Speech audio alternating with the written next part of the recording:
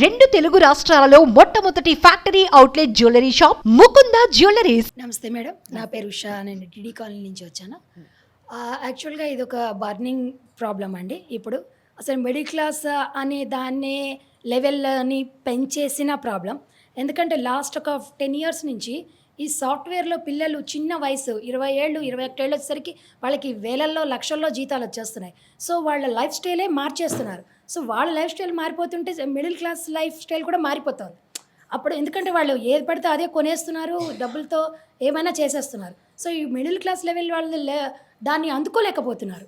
So ఇంతలాగా ఇలా పెరిగిపోతూ ఉంటే వీళ్ళ ఈ న్యూ జనరేషన్ వాళ్ళ ఖర్చులు ఆడంబరాలు అనుకునేవి ఇప్పుడు అవసరాలుగా మారిపోయాయి. ఇదేదో సినిమాలో మారిపోతున్నట్టు గంగా చంద్రముఖిలో మారిపోతున్నట్టు ఆడంబరాలన్నీ అవసరాలుగా మారిపోయాయి ఈ కాలంలో. సో ఇది ఎక్కడికి దారి తీస్తుంది? బర్నింగే ఆపగలమా? దీన్ని మనం ఆపలేము. ఒక 15-20 ఏళ్ళ నుంచి సాఫ్ట్వేర్ ఉద్యోగాలు మొదలైనాయి. ఇటీవల కాలంలో 10 ఏళ్ళ నుంచి చూసుకుంటే ఇంకా మీసాలు రాలేదు వాడికి, కొంచెం లేత నూగు మీసాలు, ఇంకా అమ్మ స్పూన్తో అన్నం పెడుతుంటుంది. సడన్గా వాడికి 50 లక్షల జీతం, ₹1 కోటి ప్రకటించింది. అదేమిటో కంపెనీ గూగుల్ 2 కోట్ల జీతంతో ఓ పిల్లాన్ని తీసుకుంటే 22 ఏళ్ల వాడిని ఎంత పిండితే, ఎంత చావ చంపితే వాడికి ఆ డబ్బు వస్తుంది కంపెనీ వాడికి. వాడు ఎంత నలుగుతాడు, ఎంత స్ట్రెస్. వాడితో పాటు వాడి కుటుంబం మొత్తం పైకి ఎక్కేస్తుంది కదండి. వాడు 2 కోట్ల నెల జీతంతో వాడు ఏం చేసేస్తాడో, ఏమైపోతాడో, తర్వాత ఎలా ఉంటాడో. పాపం 30 రాకుండానే బట్టతలు వస్తుంది, 30 రాకుండానే వాడికి బీపీ వస్తుంది, అన్నీ వచ్చేస్తాయి. చేయగలుగుతారు కొంతమంది, చేయలేరని కాదు, కొంతమంది కనపడుతున్నారు. కాకపోతే ఏంటంటే ప్రతి ఇంజనీరింగ్ పిల్లవాడికి అది రాదు, ప్రతి ఐఐటిఎన్కి అది రాదు. కొంతమందికి వస్తుంది, చాలా కొద్దిమంది. మిగిలిన వాళ్ళందరికీ కూడా ఈ మన ఏమంటారు క్యాంపస్ సెలెక్షన్స్ వచ్చేస్తున్నాయి. తర్వాత 2 ఏళ్ళకి 3 ఏళ్ళకి హైప్ కనపడితే ఉద్యోగాలు మారిపోతూ ఉంటారు. చాలా గంటల సేపు పనిచేసే పిల్లలకి 25,000, 40,000 కనిపిస్తాయి జీతాలు. ఈ సాఫ్ట్వేర్ వాళ్ళకి అవకాశం ఉంది. ఇప్పుడు వాళ్ళకి కోట్లు వస్తాయి. అంటే వాళ్ళకి అలా డబ్బులు దొరికేస్తున్నాయి చేతికి. వాళ్ళు ఇప్పుడు ఎంత వీక్ అంతా వాళ్ళు ఎంత కష్టపడి ఎంత చేసినా వీకెండ్ వచ్చేసరికి వాళ్ళకి చాలా ఈజీ అయిపోతుంది. సో వాళ్ళు ఏది పడితే అది కొనేస్తున్నారు. ఏది పడి కొనేసినా ఆటోమేటిక్గా రేట్లు పెరుగుతాయి. మిడిల్ క్లాస్ వాళ్ళకి చాలా ప్రాబ్లం అయిపోతుంది. మీకు ఈ ధనిక పేద వర్గాల తేడాలు ఎప్పుడూ ఉన్నాయండి. ఇప్పుడు కొత్తగా వచ్చిన సమస్య ఏంటంటే చిన్నపిల్లలకే సంపాదన ఉండటం లేటెస్ట్ ప్రాబ్లం అనకూడదు. సమాజం మారుతూ ఉంటుందండి, కాలం మారట్లేదా? ఇది వరకు బతకలేక బడిపంతులు అనేవాళ్ళమ్మా. టీచర్లకు ఉన్న జీతాలు ఎవరికీ లేవు ఇప్పుడు. వాళ్ళకి స్ట్రెస్ లెవెల్స్ అన్నీ ఉంటాయి, వాళ్ళ కష్టం నిష్ఠూరం వాళ్ళకు ఉంటుంది. సాధారణ చిన్న స్కూల్ టీచర్ల నుంచి హై స్కూల్ టీచర్లు, యూనివర్సిటీ ప్రొఫెసర్లు, యూజీసీ స్కేల్స్, అవి చాలా పెద్ద పెద్ద జీతాలు కదా. సమాజం మారే క్రమంలో ఇది సహజంగా మారిపోతుందండి. వాళ్ళతో పాటు ఇప్పుడు ఎలా అంటే ఐఫోన్ ఉంది, దాని లాంటి చిన్న ఫోన్లు లేవా? ఉన్నాయి. ఐఫోన్ 1,50,000, 20,000 పెట్టినా కూడా ఇంచుమించు అలాంటి ఫీచర్సే. ఇందులోనూ కెమెరా ఉంటుంది, ఇందులోనూ వాయిస్ రికార్డర్ ఉంటుంది, ఇందులోనూ ఉంటుంది. నీకు అయ్యే కావాలంటే కష్టం. ఎస్ కూడా ఓకే అనుకుంటే ఎస్లోకి దిగిపోతాము.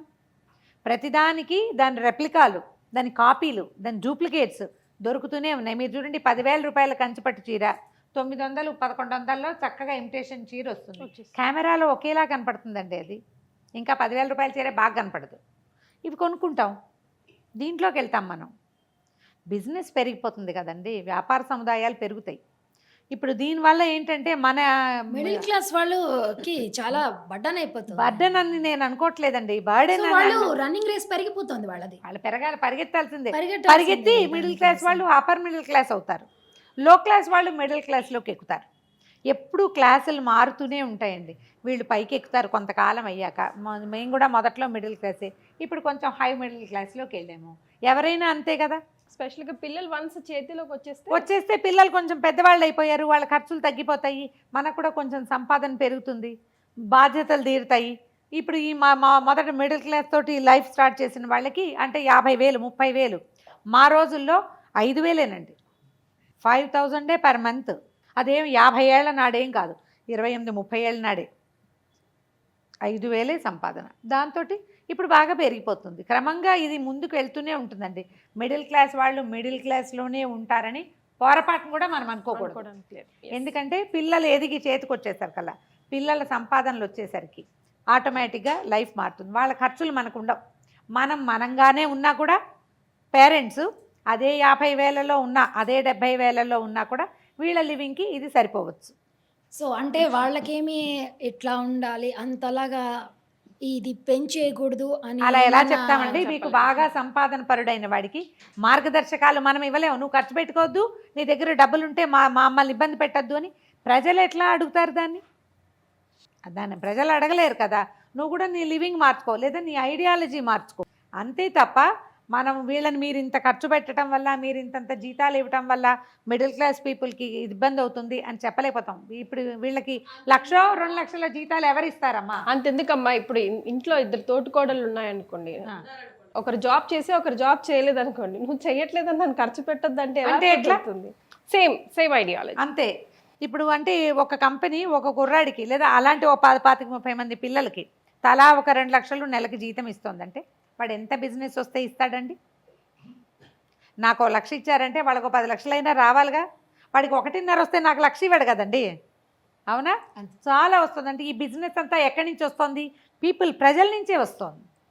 వాడు ఆకాశంలో చేయడు కదా, మార్స్కి వెళ్ళి బిజినెస్ చేయటం లేదు. ఏ కంపెనీ వాళ్ళు కూడా ఇక్కడే బిజినెస్ చేస్తున్నారు, వాళ్ళకి ఇక్కడే డబ్బులు కనపడుతున్నాయి. మిడిల్ క్లాస్ వాళ్ళే మహారాజా పోషకులు అందరికి ప్రొడక్ట్స్ అన్ని ప్రపంచం మొత్తానికి వీళ్ళే టార్గెట్. ఇన్కమ్ ట్యాక్స్ కట్టేవాళ్ళు కూడా, ట్యాక్సులు కట్టేవాళ్ళు కూడా high tax payers middle class వాళ్ళే ఉంటారు. మిడిల్ క్లాస్ వాళ్ళే ఉంటారు.